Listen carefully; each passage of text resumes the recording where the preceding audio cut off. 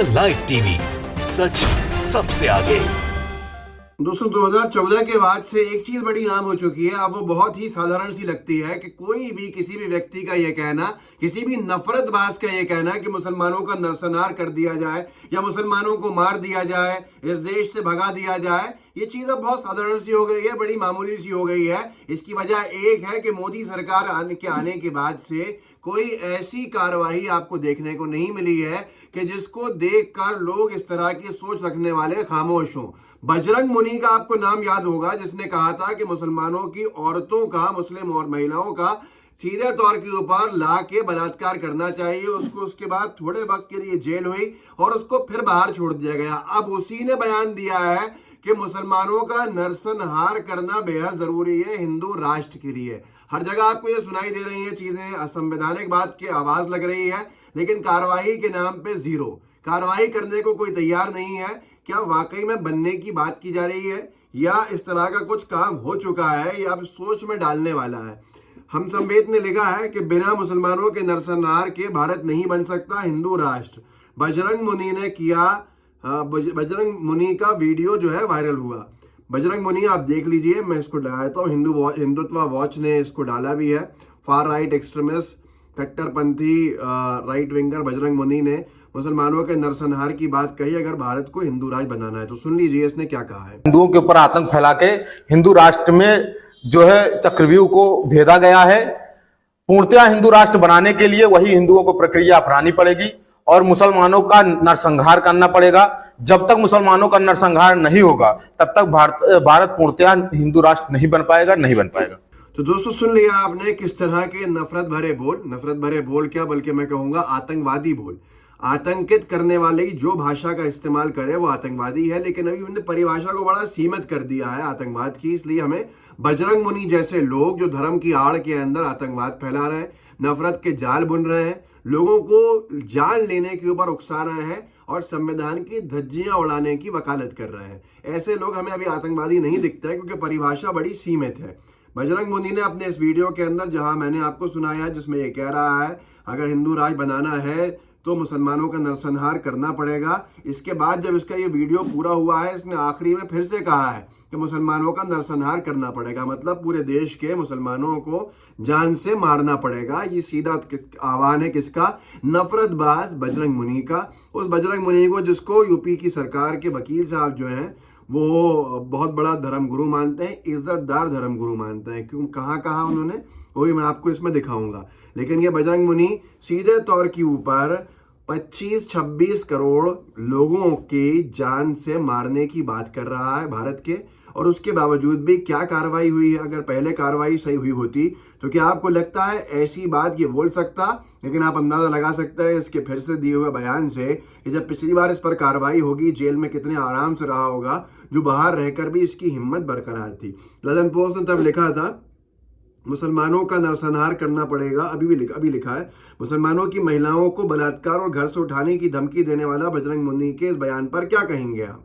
ये वो याद दिलाता है कि मुसलमानों की महिलाओं को बलात्कार करने का जब इसने आके आह्वान किया था, उससे ही इसको जोड़ा गया। लंदन पोस्ट ने आके लिखा मुसलमानों का नरसंहार करना पड़ेगा। जब तक मुसलमानों का नरसंहार नहीं होगा भारत हिंदू राष्ट्र नहीं बन पाएगा। लोगों ने नीचे यही लिखा है कि ये आतंकवादियों से कम नहीं है, लेकिन लोगों को ये इंतजार है कि कब सरकार इस पर कार्रवाई करेगी, कब एजेंसीज इसको पकड़ेंगी और कब इसके ऊपर ऐसी कार्रवाई होगी कि जिससे आगे जितने लोग हैं वो ऐसी भाषा का इस्तेमाल नहीं करें और किसी भी समुदाय विशेष को जान से मारने की बात नहीं करें।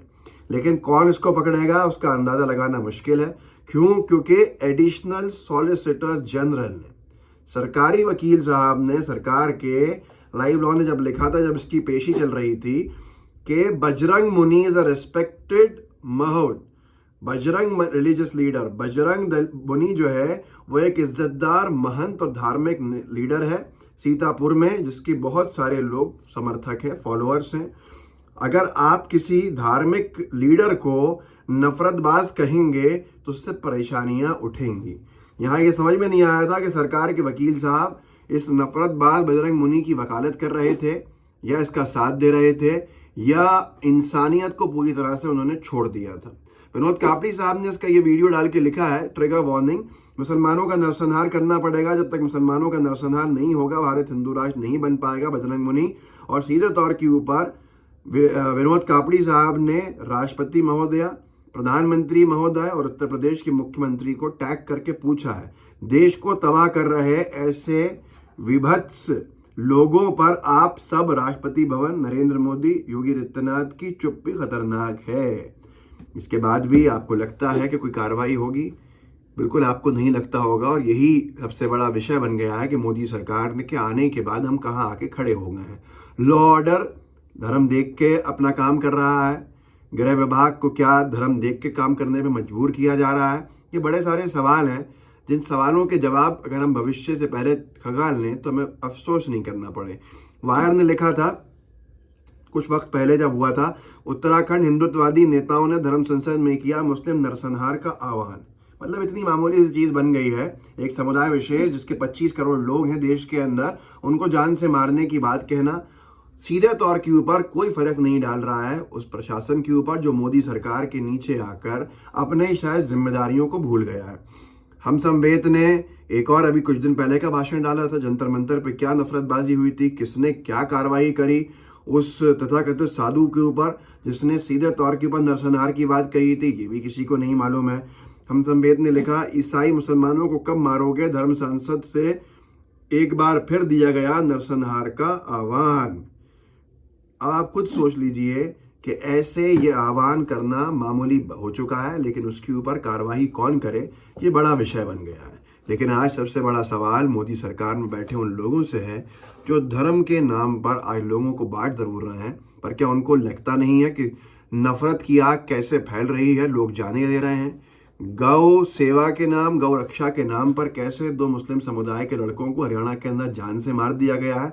उनका परिवार इंसाफ के लिए धरने प्रदर्शन कर रहा है, लेकिन उनका आरोप है कि उनको इंसाफ नहीं मिल रहा है।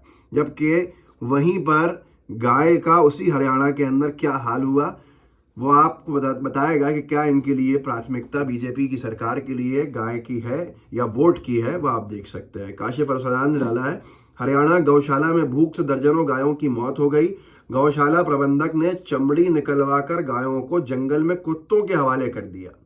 ये हालात हैं, ये राजनीति है, और राजनीति की तरफ पीछे अगर मुड़ के देखेंगे तो ये चेहरा भी दिखाई देगा। आपको देख सकते हैं, ट्वीट में फोटो लगा हुआ है। ये सारी की सारी चीजें हैं जिसको देखकर शायद आपको चिंता होती होगी, लेकिन सरकार को ऐसा लगता है कोई चिंता नहीं हो रही है और बीजेपी को खास तौर पर अपना वोट का फायदा दिख रहा है। तो इस पर कार्रवाई कौन करेगा, कब करेगा, ये बड़ा सवाल है। इस वीडियो को आगे बढ़ाइएगा, लोगों को जागरूक कर सकते हैं, कीजिएगा। साथ में जितने आपके साथी हो व्हाट्सएप ग्रुप्स के अंदर उनमें शेयर करके उनसे भी कहिएगा सब्सक्राइब करें चैनल को, और आप भी लाइव टीवी को सब्सक्राइब जरूर कीजिएगा। जय हिंद, जय भारत। द लाइव टीवी, सच सबसे आगे।